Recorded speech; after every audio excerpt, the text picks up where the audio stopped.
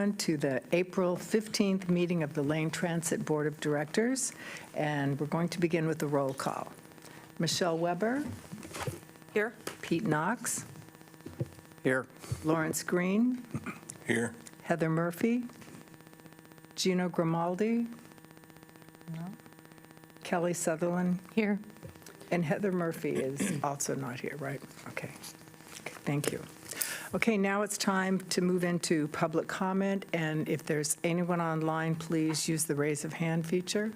Do we have anyone?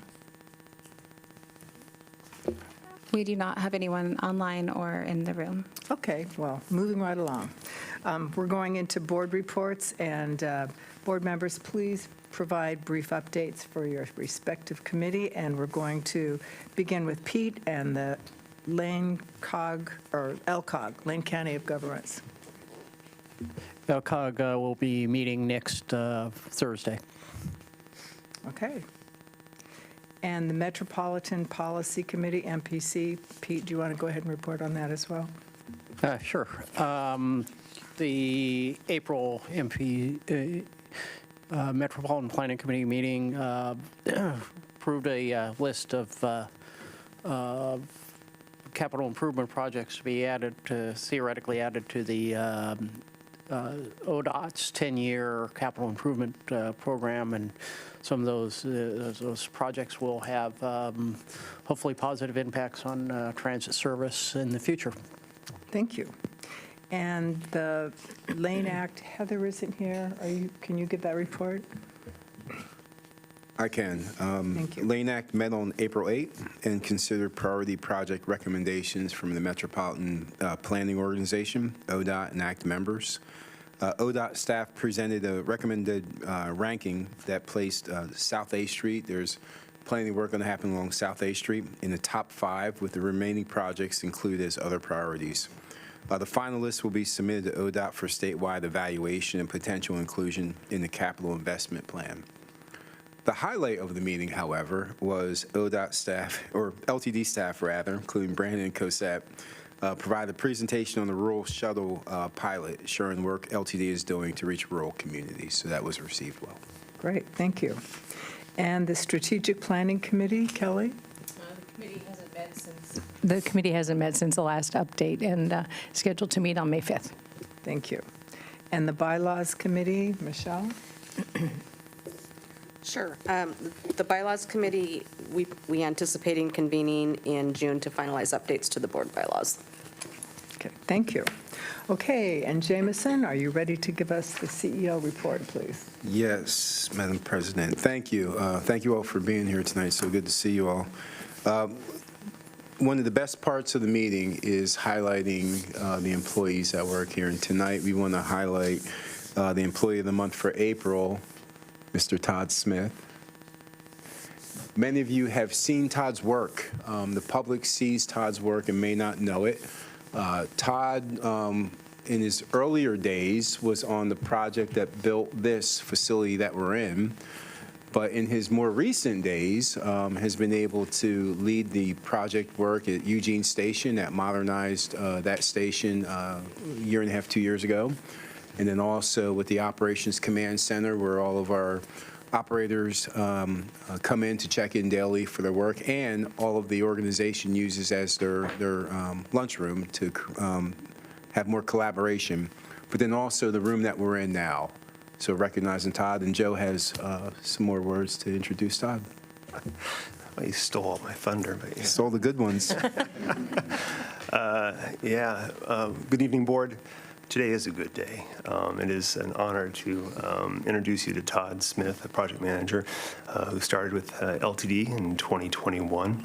And as Jameson noted, some significant projects that actually impact how we deliver and have changed how we deliver service to the community, have strengthened us in our engagement with the community, including this room, opportunities to do better there with these new facilities, and strengthening our public safety coordination in town as well. It is a delight to work with Todd on a daily basis. As Jameson noted, early in his career, he's worked on this building, as a carpenter on this building. But in between, he worked at Lane Community College, doing project management work and managing the facilities there. So it's been a pleasure to work with Todd and learn from him and grow in my own role from him. So I appreciate your willingness to teach and participate in the team facilities. And thank you for all you do. Really appreciate you. Congratulations. Thank you, Joe. I just want to thank everybody. This is really an honor, and I really appreciate it. We're at yeah, I should know how to turn these mics on. Anyway, but yeah, it's a team effort with what we do. Our facilities team, our IT team, our procurement team, everybody here at LTD is part of that team, and the leadership here has been great, and I'm just happy to be here, and that keep doing more projects.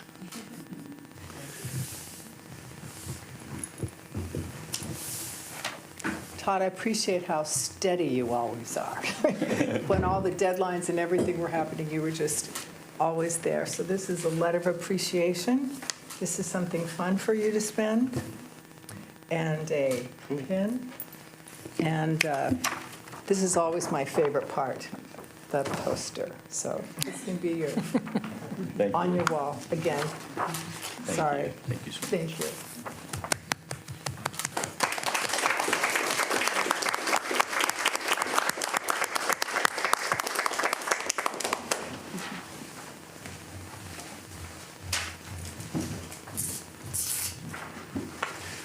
Moving into the department report, or the operations performance update, just a few things.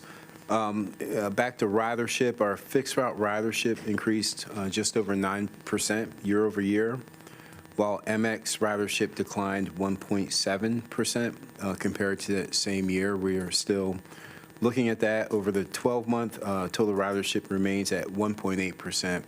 Below what it was over the previous 12-month period.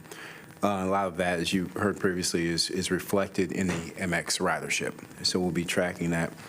We expect to see some gains tracking ridership and gas prices. So we'll be reporting on that next month.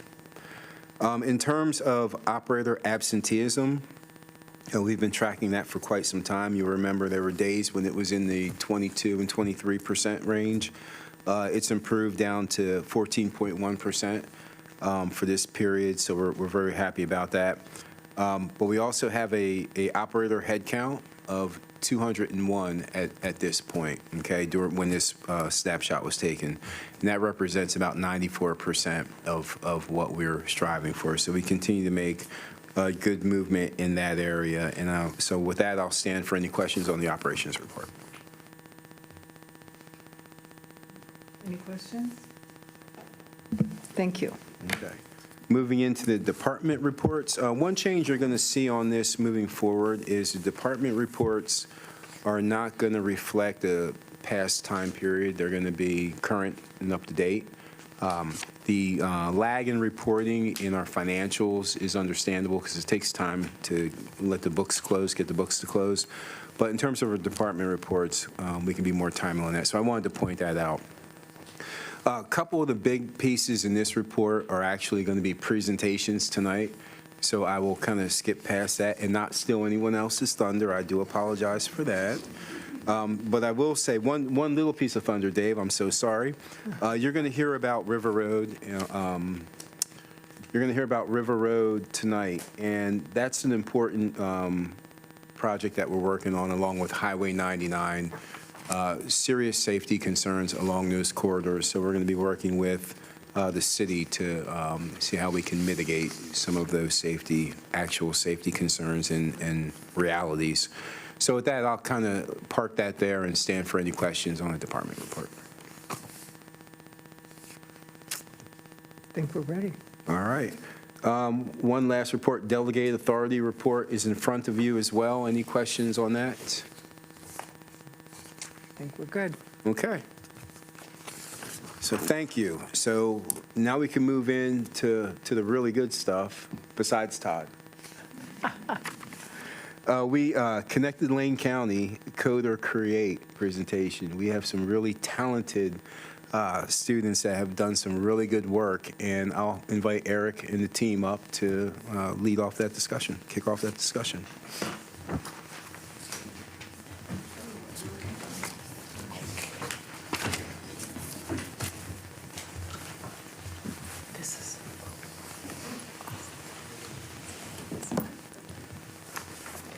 Good evening, everyone. My mic's off. Okay, thank you. Good evening, everyone. I am pleased to introduce the overall winning team from Connected Lane County's Code or Create Hackathon Challenge. So Connected Lane County is a nonprofit that serves youth in Lane County, and one of the experiences that they provide for youth is the Code or Create Challenge. This is a hackathon-style event, and LTD sponsored this year, and as part of our sponsorship, all of the challenges related to the hackathon were connected to Lane Transit District. So all of the projects that the students worked on related to LTD connecting people to recreation activities, arts and culture experiences, or promoting youth access or safety on public transportation. So youth teams produce marketing campaigns, applications, websites, and overall, all of these ways focus on connection to the community. So I'm pleased to introduce Shannon Pocan from Connected Lane County, as well as the winning team tonight. Thank you for having us here. So good afternoon. My name is Shannon. I'm the development coordinator at Connected Lane County and the mentor of this team. Connected Lane County is a local nonprofit. We serve youth ages 14 through 24 who have barriers related to education and employment. We connect them to hands-on career-connected learning and STEM learning opportunities, paid internships, job training, mentorship, wraparound support, and more. Code or Create is our free 3-day hackathon where youth step into roles as designers, developers, and problem solvers. They work in teams to support from industry mentors, and they take on real community challenges and build tangible solutions. This year, the challenge was made possible by the generous support of LTD, so thank you again. In just one weekend, we saw some measurable impact. So after the event, the number of students who felt confident designing a real-world solution nearly doubled. There were strong gains in teamwork and problem solving, with most students shifting into higher confidence levels after the event. And we also saw increased awareness of LTD services. So before the event, many students didn't know that transit is free for K through 12 students. And afterward, far more students reported feeling confident in explaining and using that pass. And most importantly, students reported being more likely to use public transit and recommend it to their peers in the future. These results show that when young people are given the opportunity to engage with real-world challenges, they don't just build skills, they build confidence, awareness, and a stronger connection to their community. Again, we'd like to thank LTD for your generous support of the 2025 Code or Create Challenge, and I'm happy to hand it over to our winning team, who I had the privilege of mentoring, to present their project. Hi, everyone. We are Team This, and this is our presentation about awareness campaign, Safe Rides, Safe Use, Moving with Confidence. And I will introduce, this is Theo, this is Hanesh, my name is Ira, and this is Simon. So, our challenge was, oh no. Let's move to our challenge. Our challenge was to create an awareness campaign that will educate young people how to use LTD buses and know their rights. We figure out that a lot of youth don't know how to report unsafe behavior to and whom to report this unsafe behavior. Also, they don't know how to use feedback form on LTD website, and sometimes online form doesn't provide a quick action in the moment. So our goal was to educate young people, to teach them how to report through the LTD website, how to identify and talk to the LTD officer, how to report to customer service, and also we propose an additional safety measures to make real-time reporting easier and Yeah. So about target audience. At first, we thought about youth and young adults. Also, we want to include some students because they are also using LTD buses to ride to school and to the clubs after school. Parents and guardians are also important part of a target audience because they are worried about their children. So our name and slogan, Safe Ride, Safe Use, Moving with Confidence, reflect our target audience, and it's easy to understand. So let's move to the deliverables. And Hanesh. So we designed some deliverables, including our social media strategy, which includes 1 infographic and 2 video reels. And we also created 2 bus advertisements, which will be present inside of each LTD bus, and of course this presentation. So here's our social strategy. So first we plan to launch QR code ads inside the bus so that when an incident happens on the bus, people can scan the QR code to report incidents in real time. And we also plan to share 3 social posts over the course of 2 weeks using youth-friendly graphics and videos. And our plan is to reach the youth, the parents, and also the parents and guardians.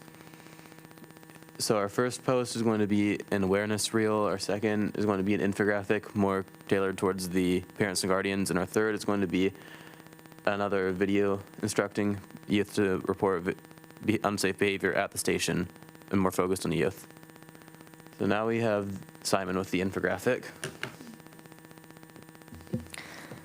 So my infographic starts out with a statement: youth safety, know your resources, move with confidence.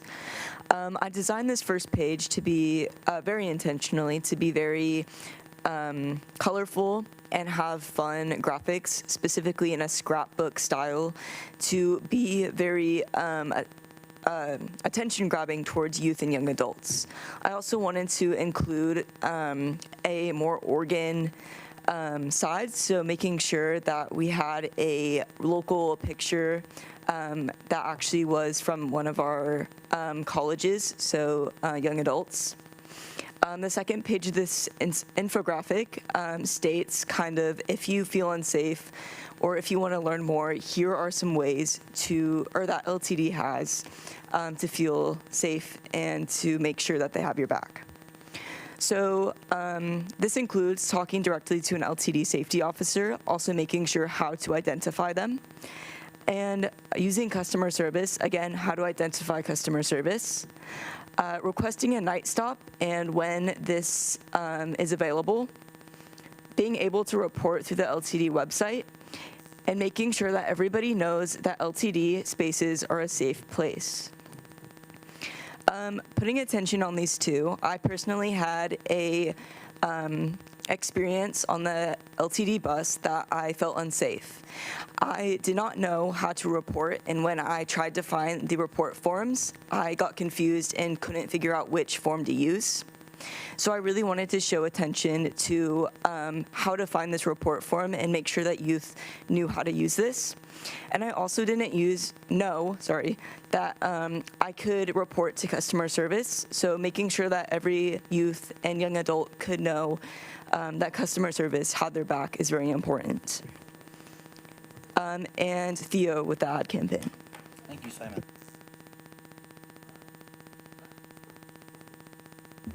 Thank you, Simon. The flyers I designed were made to be placed inside the buses. My main focus was accessibility and ease of use, so I made both English and Spanish versions. I also focused on making the flyers easy to read and simple to use. The first set of flyers focuses on reporting unsafe passengers or passengers that make other passengers uncomfortable. The second set of flyers focuses on filing complaints, giving compliments, or giving general comments about LTD drivers. Hanesh, videos? So I made some video content to post.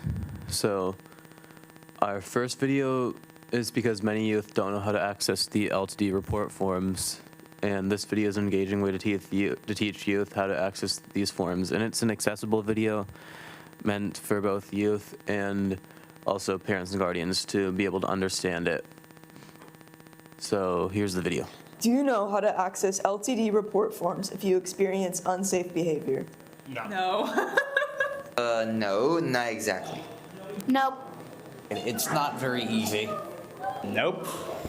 LTD has a new way for youth to report unsafe behavior. Look for our slogan, Moving with Confidence, and learn more about unsafe behavior and how to report them. Safe ride, safe use, moving with confidence. Now for a second video. This is a more funny and lighthearted sketch style video meant to appeal to young people directly. So it's very easy to understand. It appeals more specifically to youth, and it tells you how to report unsafe behavior while you're at the bus station.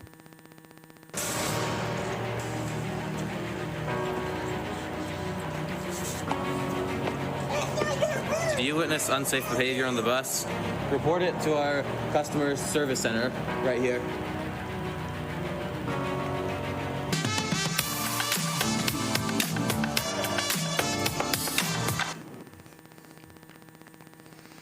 So now we have our inspiration. Yeah, I will talk about my inspiration. We used blue colors, which is colors of LTD for this presentation. And also for me, a blue color, it's something calm and safe. Yeah. When trying to find inspiration for my infographic, my mind originally went to the Cascadia Wildlands Instagram posts, which focus on a scrapbook kind of style post, which is easy to read, has really 3D layering looks, and cute graphics, which personally engaged me, so I thought it would also engage other youth. I was mainly inspired by LTD's existing advertising to stay coherent with LTD's branding, especially since it's already very accessible and has worked to put attention onto important information. My inspiration for making the videos was my past experience from roughly 2022 until roughly 2020 until about 2023.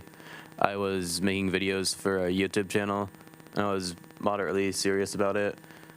So I decided to use those skills to make the two videos you saw earlier today, and also to edit the videos. Thank you for opportunity. Do you have questions? Thank you. I mean, this was wonderful. Thank you for LTD sponsoring this. Maybe we can do this again? Please. Yes, Eric, we can do this again.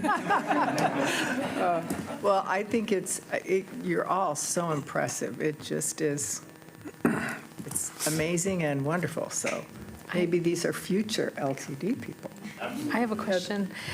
So what happens with the QR code? What comes up? Currently, it will go up to the current feedback website. Is going to so graciously touch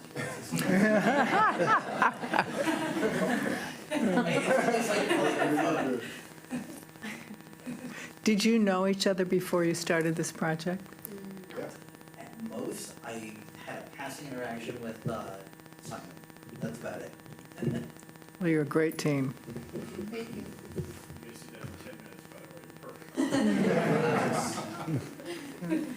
Thank you. Jameson, yeah.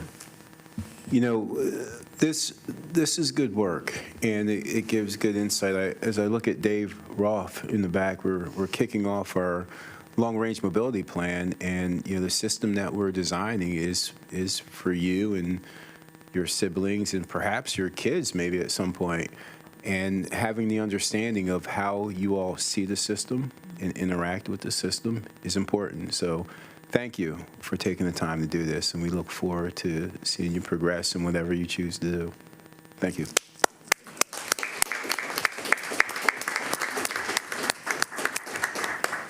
Thank you.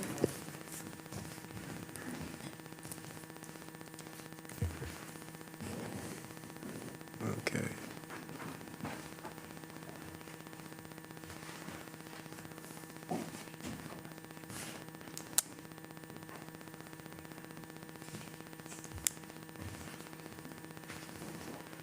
And the QR code took me right to the form. So, very good. Took you right to the form? Yeah, it did. Yep. All right, so next up, Madam President, is the Human Resource Metrics Quarterly Update. And Wendy Frisbee, we'll invite to the...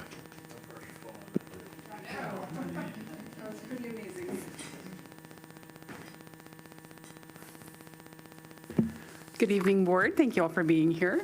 We have Taryn Klein, who's going to be online with us as well, doing this presentation with me. So what we want to bring to you tonight is just an updated quarterly metrics update that we've had. The 2025 year has finally finished. We've got all that data. We wanted to bring that to you tonight, as well as a couple of other HR updates. And so just give a quick introduction of Taryn. Taryn Klein works with Taryn M Consulting.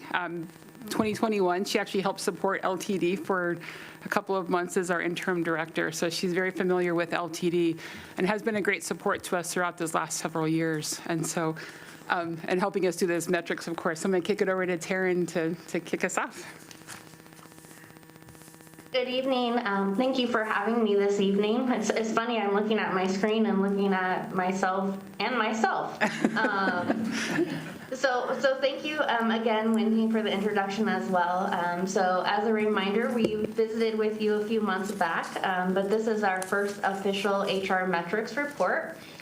This report is really to establish that baseline and give you all that data-driven view of where LTD's workforce is going forward and how we want to measure those trends and progress against the baseline each quarter going forward.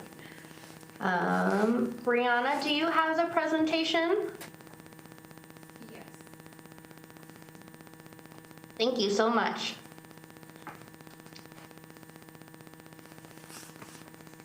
And I think this was also might have been in your board packet as well.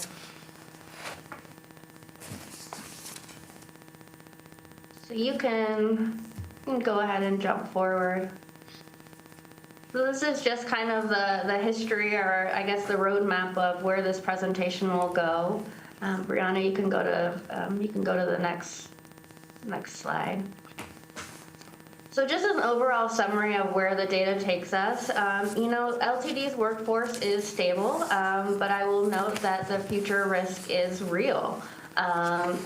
The turnover dropped almost half from 2024 to 2025, so this is really great news. This is a significant improvement and reflects intentional retention work. So great job, LTD. New hire retention is held strong at 85.5%, with about 1,600 applications received, showing LTD remaining a really competitive employer. Some of the high points. Risk ahead is really around retirement eligibility. Between now, retirement eligibility sits around 9%, and we use the age of 65 for LTD. But by 2030, that goes up to 20%. That is a significant increase. And going ahead, what does that mean to LTD in regards to succession planning, knowledge transfer, and how do we start doing that process now? So when 2030 comes, it doesn't seem as overwhelming. We can go to the next slide, Brianna. Thank you. These are just some highlighted insights into the overall structure of the district. There are overall 21 departments, and it's broken down from FTE count by department from 24 to 25, with obviously the majority of the employees sitting in operations. And this data is from year-end 2024 and year-end 2025, so it does not include any of the data from 2026. I actually just got that in my inbox today. We can go to the next one. And again, just kind of an overarching view of where the tenure of employees of service is. So what we're continuing to track and monitor as this moves forward, and as we bring this probably this one won't matter as much quarterly, but from a year look at ahead is it's a great insight into retention, how that's going, and also consideration of succession planning and what that looks like as you hit those 30-year or more employees. Go to the next one. And your workforce demographics. So again, just a little snapshot of where things are as far as gender distribution and race distribution. These are things that the district does monitor and track for EEO reporting and such. So again, just information. This is the one that I highlighted as part of the kind of executive summary. This is a significant number to track. And of course, just because you turn 65 doesn't mean that you're forced or have to retire, but these are just early indicators of what HR, human resources, executive leaders need to be looking at as far as succession planning, leadership pipelines, knowledge transfer strategies as they look into the future of the district.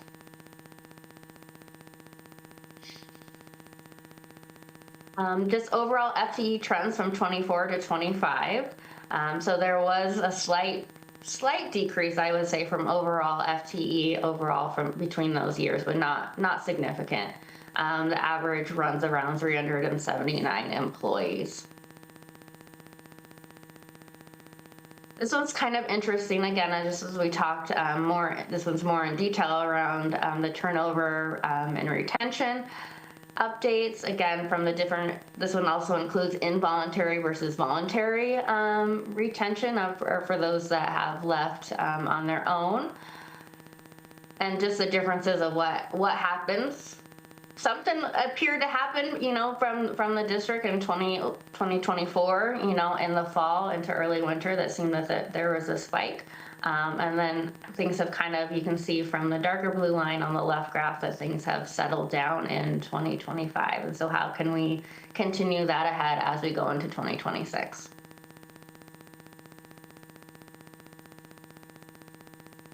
Annual hires, we touched on this briefly. This is a good indicator that LTD is, we like to use this phrase, an employer of choice. That you are a competitive employer, that you are getting hires, top hires, that you're retaining hires. And as you're seeing that, especially that progression and these numbers increase from 24 to 25.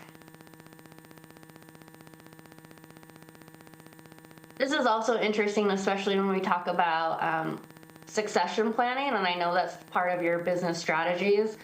Is what does it look like for internal lateral transfers from one person, move from one department to another, but also those promotional opportunities. So in here you'll see that there was 15 promotions in 2025. There was 9 on the admin team and then 5 from union that went from the union to admin. So it's interesting to track how these transpire over time as well to indicate how your training internally is going, how employees are invested and engaged in other training opportunities, learning and development opportunities, and again, that retention and growth as well as succession planning in the district. These are just early insights. The district focuses time and attention on training.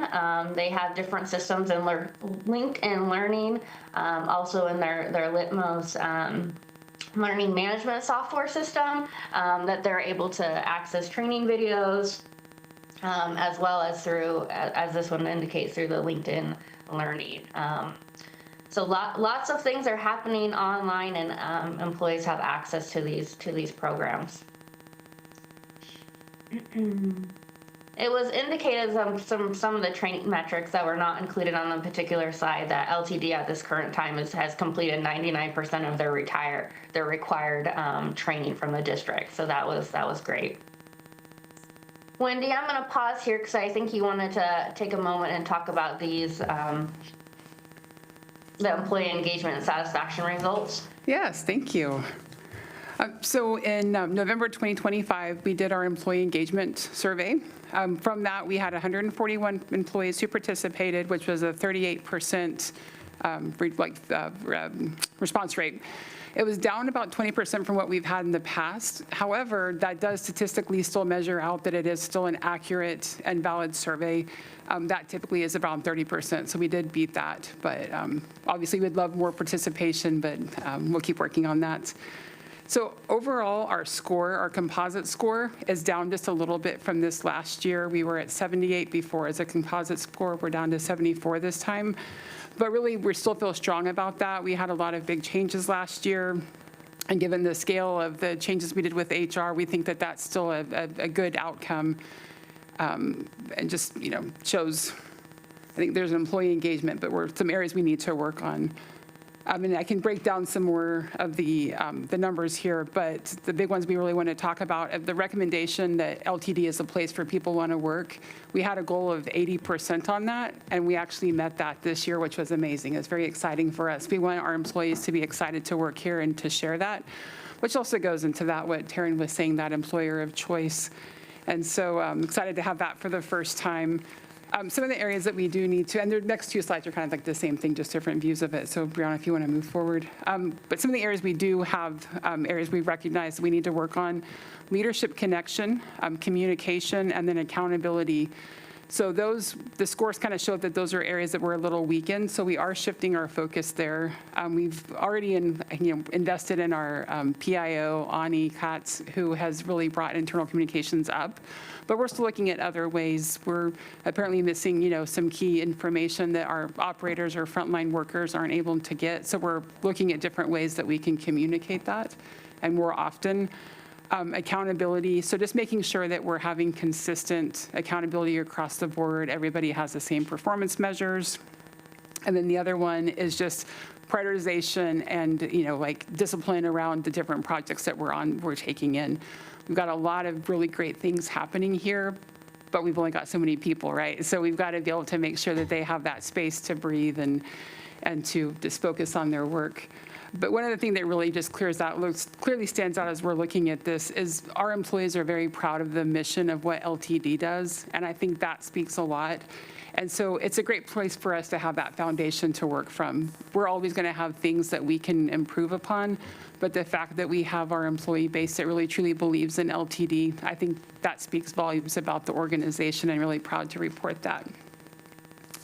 Next slide, please. So the other thing that we've been working on is compensation and benefits analysis. We've been working with Xenium HR through this process. And really what this is part of the, let me get the right, so I don't quote the right place. It's part of the Oregon Pay Act of 2017, that we want to make sure that all of our employees are paid fairly, and not just against others in the community, but also others with similar roles within the organization. And so we do this study every 2 to 3 years, and just making sure that we're comparing title for title.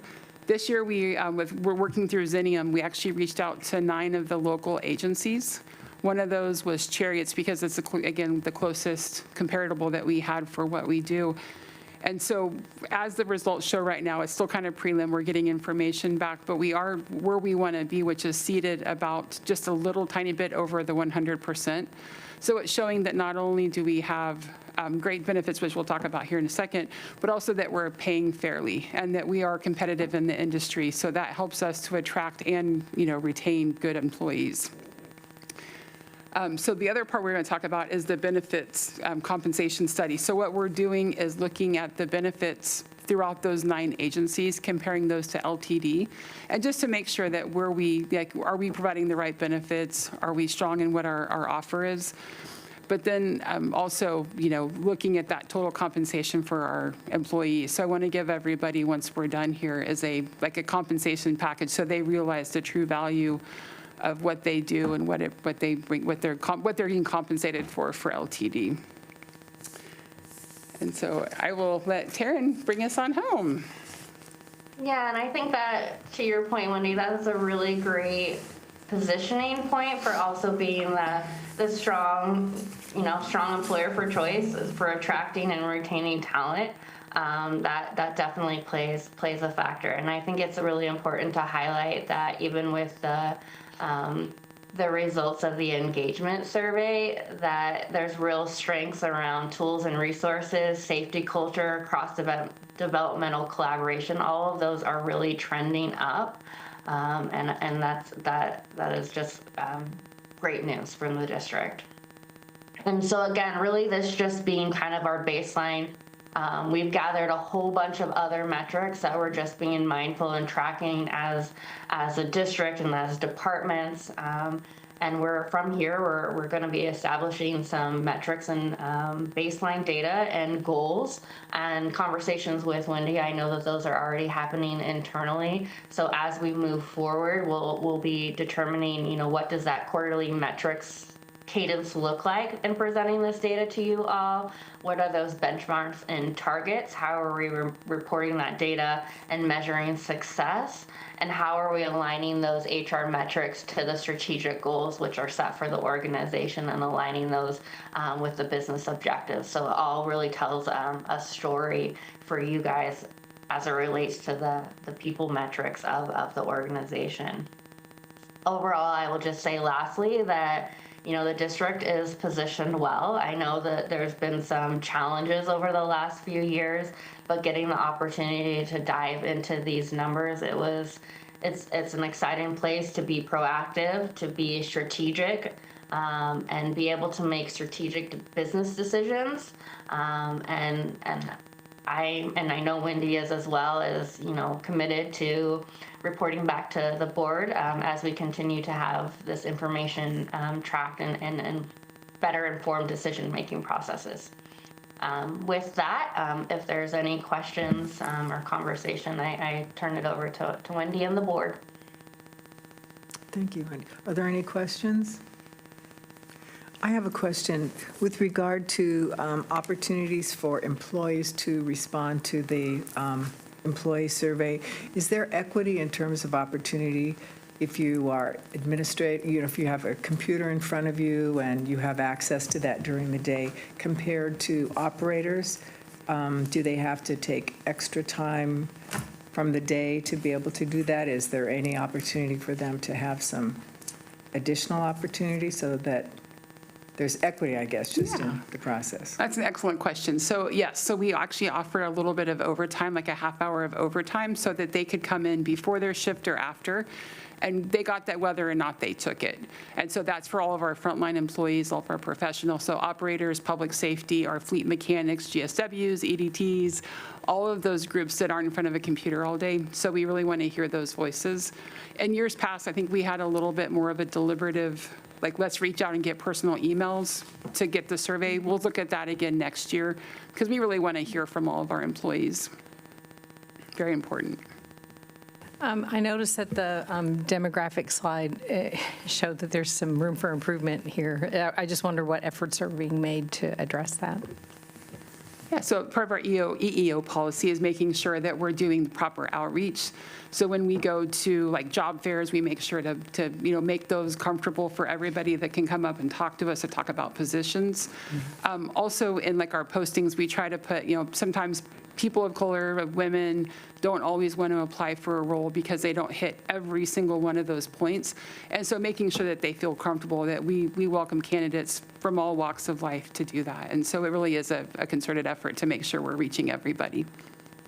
Wendy, do you go to specific organizations or I'm just thinking about, for example, with the API community, do you go to the Asian Council and let them know that there are opportunities? That's probably something we could work on a little better, especially with the changes we've had this last year that, we've kind of just been trying to move forward and not really growing as much in that area, but we do need to do that. That's an excellent point, and might reach out if you don't mind, of some great contacts we have. But also looking at the second chance. Oh, and pardon my interruption, I will say when I was interim and it was passed slightly, and again, there's been a lot of iterations at that level, so I'm not sure if that process is still happening, so that is a great reminder to check in on it. But when there were jobs being posted, there was an email sent to local affinity groups that had been in contact with the district from a wide range of demographics to share of these opportunities. So Wendy, you and I can chat offline. That'd be a great opportunity to remind or check to see if that's still happening. Yeah, that's a great point. And then what about outreach to rural communities? Is there? Yeah, and part of that through is like we're working with United Way. And so with Alma, I've been trying to try to find connections that way as well. But yes, we go to job fairs. We're going to Lane County to like their diesel days. And so we do try to hit all of the big job fairs like throughout the community and just doing our best to make that. But we could always do better. And so I appreciate that feedback because it does give us something we should focus on more. Good, thank you. Other questions, Michelle? When we look at the 65% and the 69% in cross-department collaboration and executive leadership, I know the work with Andrew is intended to help bring those numbers up. Are there other strategies? Do you feel like that is really helping get us, on the upward trend, or? I think that's a really positive step, but also we have to do a lot of work internally. And I think it's breaking down those silos. There's so many different silos that the departments just naturally build up. And so we've been really trying to work with that to break those down. Collaboration is one of our values. And so really trying to help us to live that, not just to say it's a word, but that we actually live that. And so that's also part of our performance evaluations, or how are we collaborating with others. And so it's to keep an eye on that and have open conversations about that. And then, of course, like the work with Andrew and Susie, it really has helped a lot with that and kind of opening up everybody's eyes to just being more open to other work. Pete? Jim? Thank you. I have a question around the retention section. I assume this is overall retention, correct? Yes. Right. A couple of years ago, we were facing challenges with retention of new operators, which has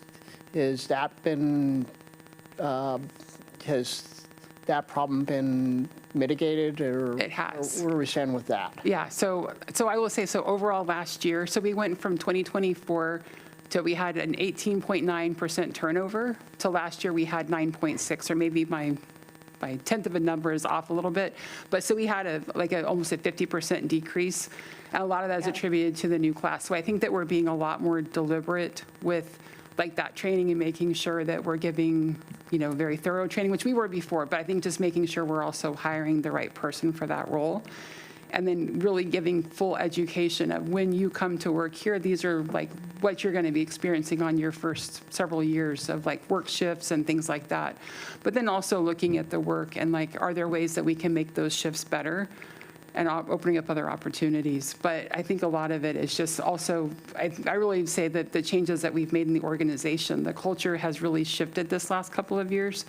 And so I feel like that people are happy to be here and people are staying longer no matter what position they're in. So just to see that 50% in 1 year, I think is pretty significant to me. So I will add that just from a mental math of looking back over that slide. So in 2025, 46 out of the 53 new hires were ATU employees.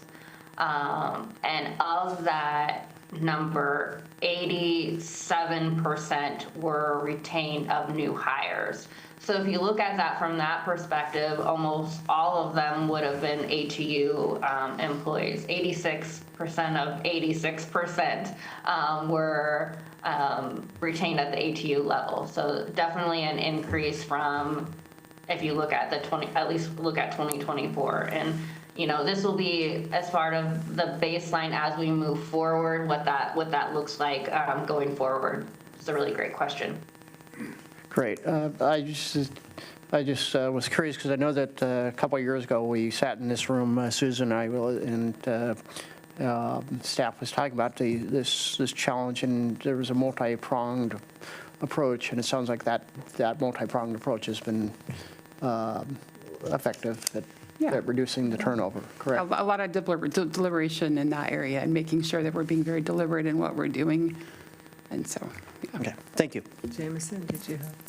Yeah, I wanted to just color in just a little bit. I appreciate your question, Michelle. A couple things that are going on in terms of connecting people's work to goals, but also improving collaboration. On the administrative side, our IT department rolled out several new tools that are helpful for collaboration, Office 365 and other types of collaborative tools that allow us to do things in real time. But in terms of elbow grease, we just kicked off an apprenticeship program for our bus operators. We have a mentorship program for our bus operators. And this really takes into consideration what is actually happening on the street and the types of support that our employees need. And I'm just going to make a friendly amendment to Taryn's response. We don't have ATU employees here. We have members of ATU. We have LTD employees. We're all in the same LTD family here. They just happen to be represented. So I want to make that distinction, because our frontline employees have a different level of support that they need than our administrative employees. And I think those are the things that we're starting to see. The work that we're doing with our executive coaches, that's drilling down into the organization, is designed to have an end result where everyone, no matter what function they play, clearly understands their linkage to the organizational success and our mission. So if we don't get to that by the end of next year, then we've not made it across the goal line there, and we definitely want to do that.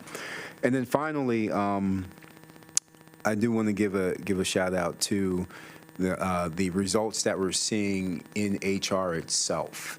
We heard a lot about non-responsiveness, and that's one of the reasons why people were rightfully complaining about their experience here. I've not heard that in some time. The responsiveness of our folks in HR that's going well, and we're also seeing an uptick in employee referrals for jobs. So to me, that is a strong indicator of health of the organization when you will refer someone that you know to the job, because you got to look at them, right, over time. It's not transactional. So I just wanted to color that in just a little bit. Certainly there are strides that we need to make and we'll continue to make, but those are some of the things that are actually happening today on the ground.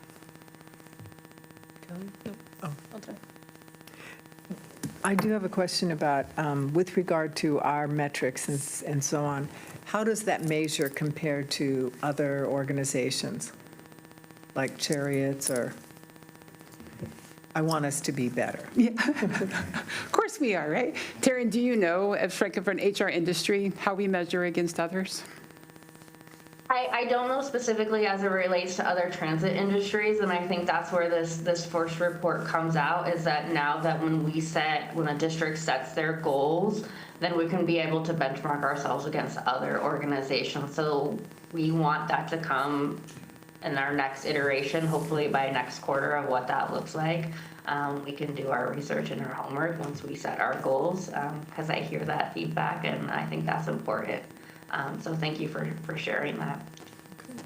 We can work with Chariots to see. It's about our goal setting process. We can work with Chariots also to see if there's a way we can kind of swap information and share that so we can benchmark. Some stealth intel, yes. And I will say, from like the engagement study perspective, engagement survey results, all very common. The numbers are, I mean, even at 65% participation, that is remarkably high, even though it doesn't, from a numbers game, look like that. I do a lot of surveys. I do a lot of engagement work. I do a lot of cultural audit work in workplaces, and it's pretty unanimous across the board that employees want more communication, they want better pay and benefits, and they want more more training for their leaders. Received, at least from the high-level ones that are shared here. I have not seen the Xenium report. These are just the data points that were shared with me for today, all very consistent with that, at least in regards to that specific part of the engagement survey results. Just a comment, going back to the participation percentage. as one who was often tasked with or asked to fill out these surveys and received multiple reminders up to the deadline, I know how hard it is to get people to want to take the time to do that. But I would just, and I know efforts are being made to get that rate up too, but just really, it would just really be great to see next year if we could get that rate higher and really know how the ones that aren't speaking are feeling, or finding some other way to get that information. I agree 100%. Yeah, that was, everybody was like, oh, it's something you should celebrate. You have a, it's a statistically proven survey. But I'm like, no, but we missed a lot of our voices. And so, yeah, I 100% agree, and we will definitely work on that. And there's lots of other ways to do it outside of filling out the survey. And I know the district in the past has brainstormed on that, whether there's, hard copies that are also then later, entered into the system from the one person who's, administering it, or whether there's focus groups where groups of employees can come together. There's ways that you can look at that to try and increase the participation. But you're right, Michelle, it can be a challenge to get people to participate, for sure. Okay, thank you. Thank you, Wendy. Thank you. Great. Good information. We'll be back in the quarter. Okay, thank you, Madam President. Now we'll go into this is the meeting of reports. So we're going to go into our strategic business plan update. We'll invite Dave Roth to the podium.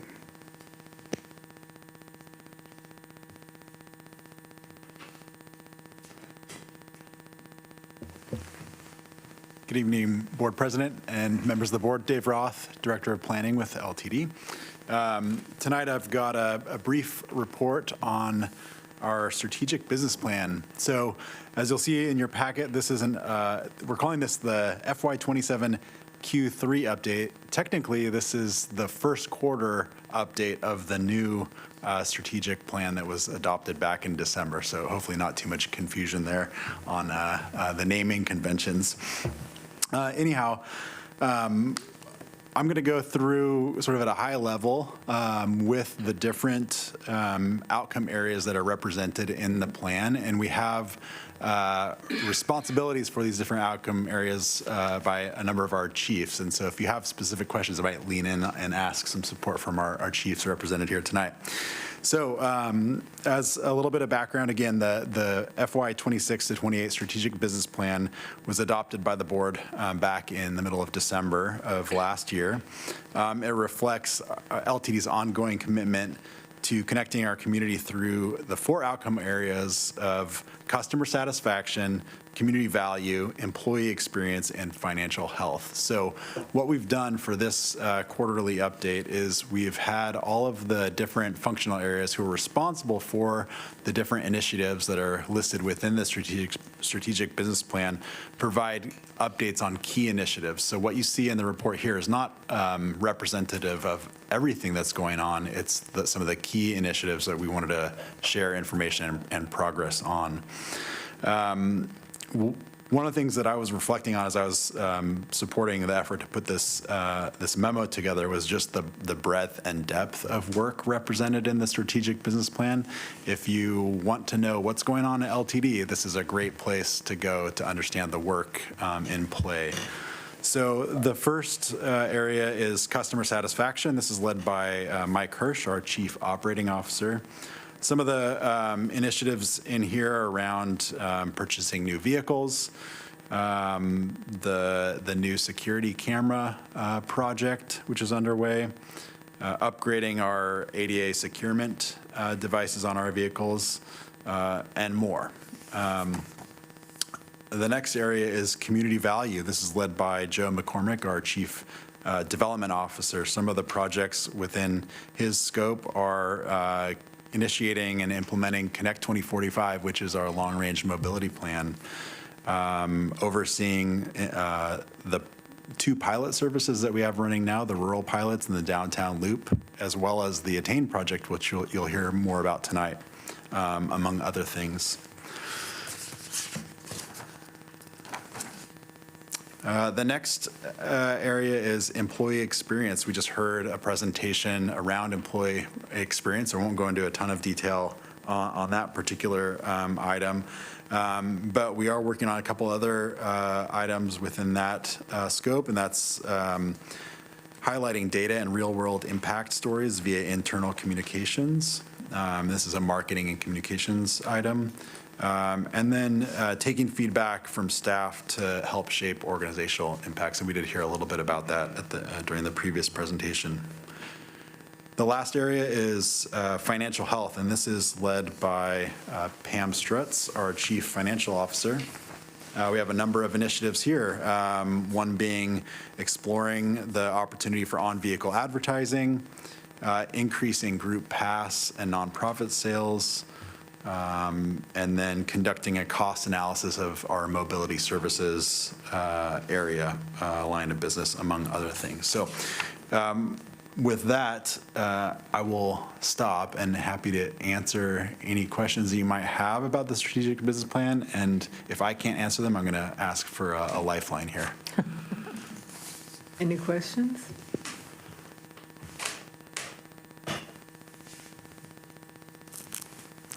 All right. Wow.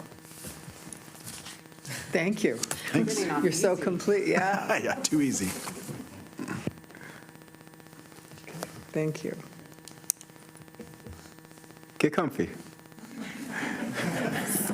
The next item, River Road passenger boarding safety improvements. We'll invite Dave Roth. All right, I'll stay a while.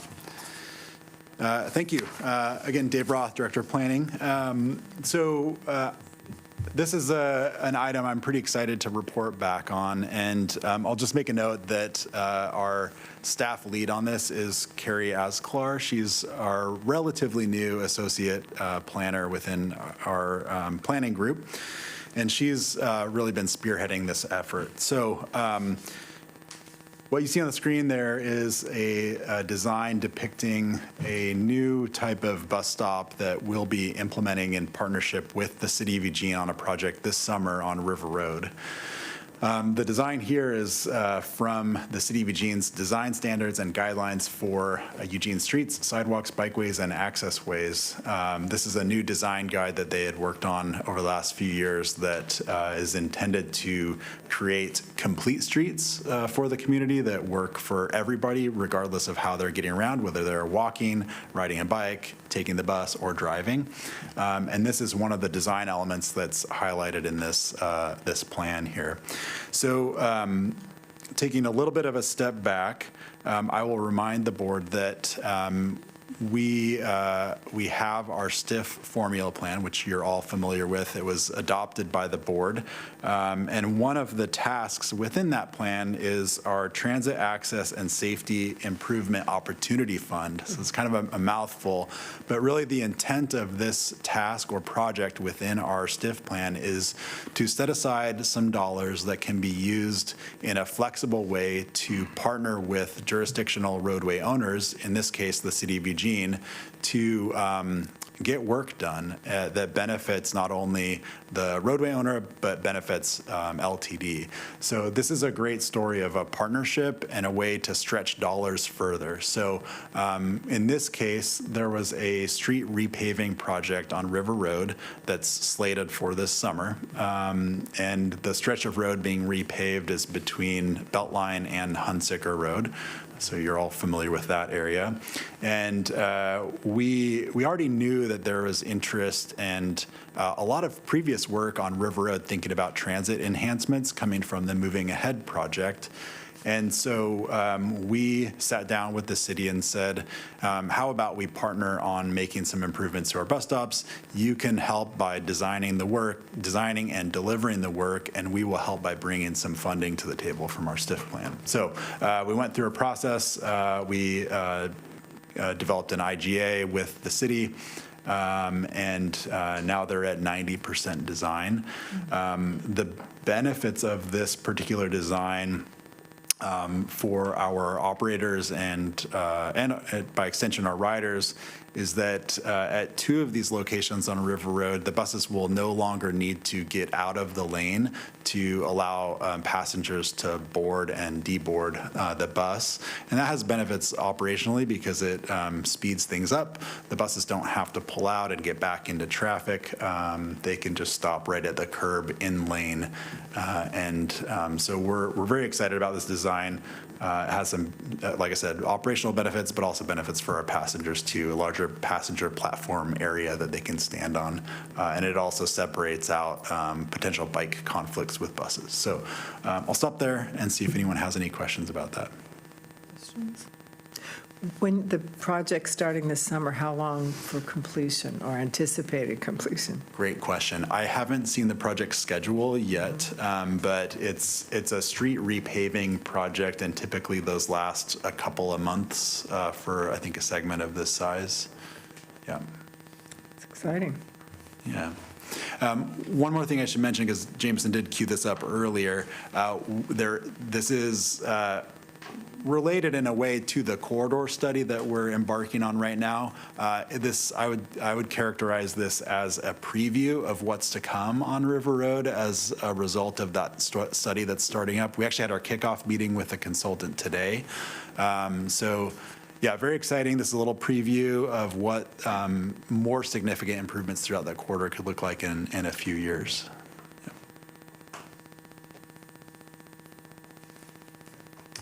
Okay. Wow, you're getting off easy. Thank you, Dave. All right, and the last item is our ATTAIN grant. You'll recall that we received an ATTAIN grant a few years ago. It has come out of the federal review process, and Brandon is going to give us an update on that project. Good evening, Board. I'm Brandon Melton. I'm a senior planner here at LTD. You may remember Dave from the last couple of presentations, so needs no introduction. So the ATTAIN grant, this is probably something that is maybe sparking some memory. We applied a couple of years ago for this grant, and we're awarded about $5.2 million. So we'll be matching that federal grant with STIF dollars, state transportation improvement funds. And we have a cooperative agreement that's been signed between us and FHWA at this point. So that gives us the green light to start working on this project. So it's very exciting. There's 3 major components to the project. There's a trip planner. As I mentioned, it took a little while to get this money, and we had another opportunity to go under contract with Transit App. So that will serve as our public-facing transit planner. But a big part of this project will be integrating that transit planner into some other software that we're working towards, which is another big component of the project, a regional transit planning platform. So that platform is an opportunity to coordinate with all the transit providers in the county and serve a lot of different service types, so not just fixed route, but in Cottage Grove we have a mobility on demand type service. We're testing and piloting some rural service that's also demand response, and so looking at a holistic picture of the county and really serving as a mobility manager in that way. And then, so there's a couple of technology pieces there. We will be working with a consultant that on some of those technology-focused pieces and to assist with this third component of a mobility on demand pilot in the Bethel area. That was an area that is been traditionally underserved, but the pilot is focused on connecting youth to their schools, to extracurricular opportunities to help improve education outcomes. And so we'll also be partnering with University of Oregon to do an evaluation of the entirety of the project. So they'll be looking at things like not just that mobility on demand pilot, but really how we're creating these tools as an organization and as a group of of organizations, because we're partnering with LCOG, which also provides transit service, and the Bethel School District and City of Eugene. So we'll have them work as a steering committee. And so that process of coordinating with those groups will also be documented. And hopefully the end result is that University of Oregon will share that information out as hopefully as an example of how to do this sort of work and connecting folks in that way. Anything else to add, Dave? No, I think you hit the highlights. You know, we're really excited to get this project going. Sorry, I'll turn my mic back on. Really excited to get this project going. Finally, it's been a long road to get here, and I think we stand to really learn a lot through this process. Again, a great partnership model for us, and with real benefits that we anticipate seeing for that Bethel community in terms of providing new mobility services out there. So very excited. I love hearing about the partnerships. I think a few years ago, that wouldn't have happened. I think that LTD's role or position in the community wasn't strong enough to do that. So I think that's a huge leap forward. Thank you. No other questions? Okay. So Dave finally gets to go sit down, huh? And with that, we'll conclude the CEO report. Okay, thank you. Okay, so now Pete, it's time for the monthly finance report. Thank you, Susan. We have a financial report ending for February, the end of February of 2026, which is about 7 months into the fiscal year. Revenues and expenses are basically aligned as far as where we should be within that time frame. I think the big thing you'll notice is that we have, last year we had a bigger surplus than we have this year, and that was because we were able to drew down some remaining COVID funds that we were eligible for. So we've folded that into our financial, but otherwise, we actually would have been a little better than last year as far as our surplus. So doing well. Any questions? Questions? Thank you, Pete. Okay, so we're now at the consent agenda. Are there any items that the board wishes to remove or separate for the discussion? Okay, then is there a motion to approve the consent agenda? I move to approve the consent agenda as presented. Second. Thank you. Okay, Pete? Aye. Kelly? Aye.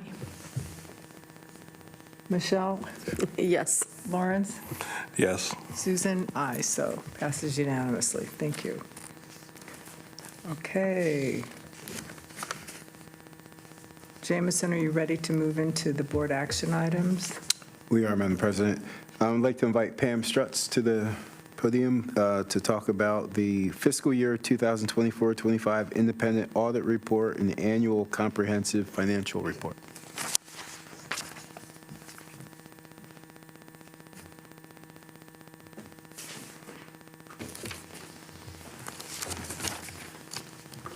Good evening, Board. It is my pleasure tonight to introduce our auditor. Microphone. Is it on now? Oh, okay.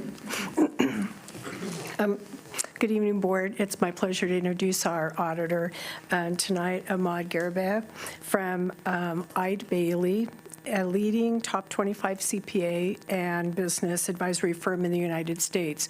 This is our third year with Eide Bailly, and I have to say that they have just been really a pleasure to work with as a team and with the consistency, as if any of you have been through audits before, changing teams every year, you have to explain everything.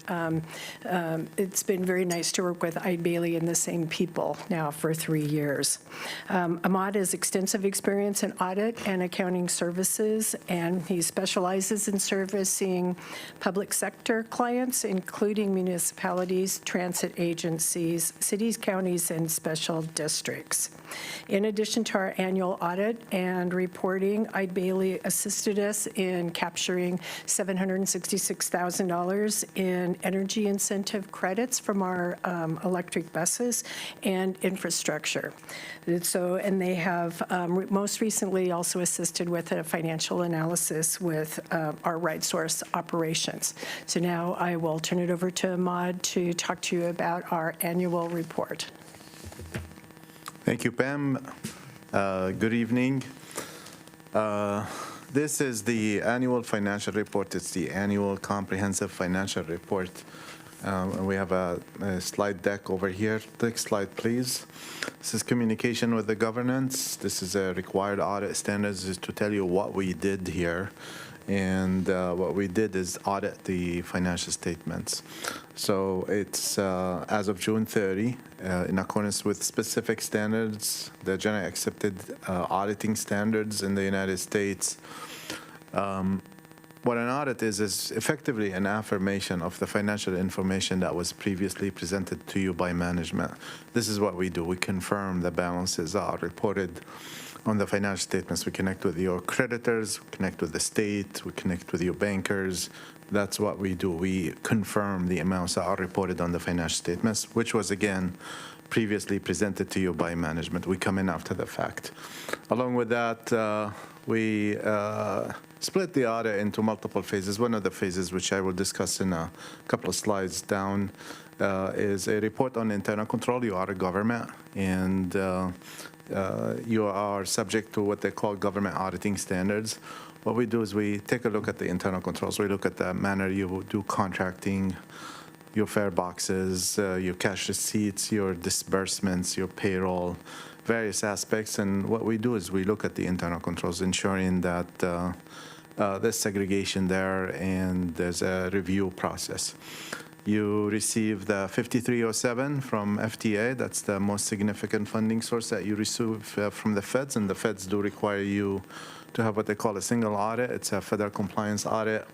And then you receive also funding from the state. The STIF is a significant funding source. And again, you are required to comply with specific requirements alongside with reporting your ridership. It's called the National Transit Database. So those are like 4 or 5 projects all together. We lump them all, and we opine on these financial statements. Next slide, please. And again, what we do is we issue an opinion. What it means is that we don't test everything, but we test the big numbers. And again, it's just a confirmation, really. That's what it is we confirm with external parties what the numbers and amounts are reported on the financial statements.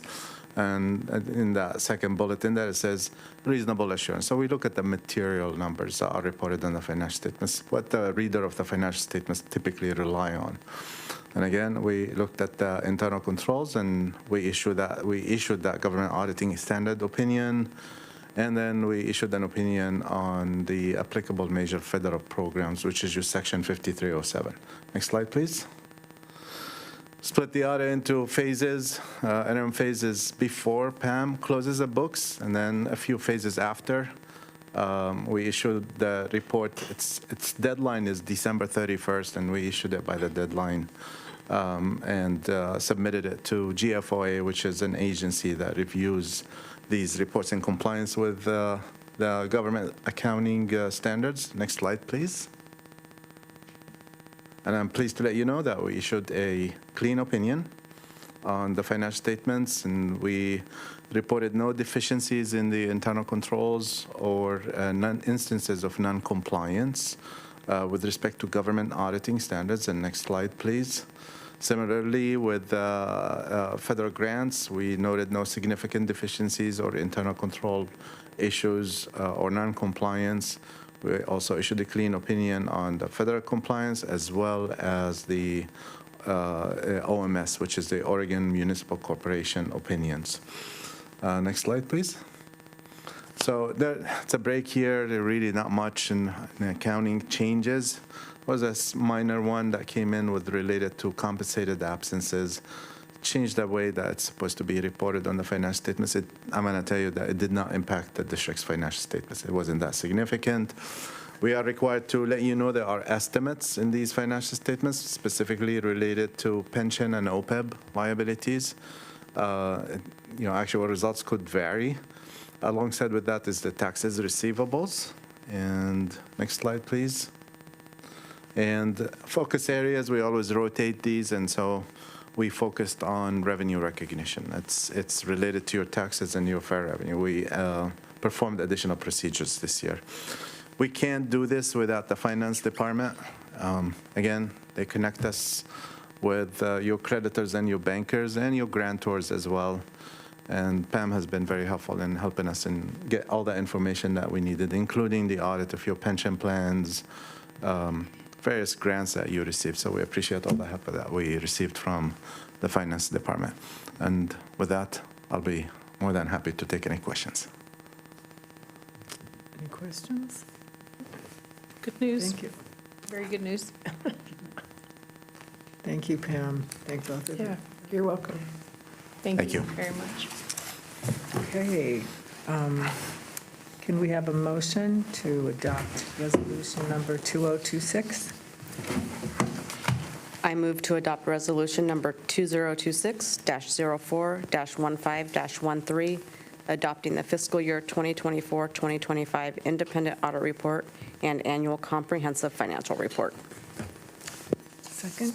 Second. Thank you. Okay. Lawrence? Sorry, yes. Michelle? Yes. Okay. Kelly? Yes. Pete? Aye. Susan? Aye. Okay. Well done. Thank you. Okay. The regular meeting is going to be completed, and we're going enter into executive session pursuant to ORS 192-6602D. And this allows the board to conduct deliberations with persons designated by the governing body to carry on labor negotiations. Follow the executive session, the board will not return to regular session, and the board meeting will adjourn. Designated staff and representatives of the news media may remain in the room. All other members of the public are asked to leave at this time.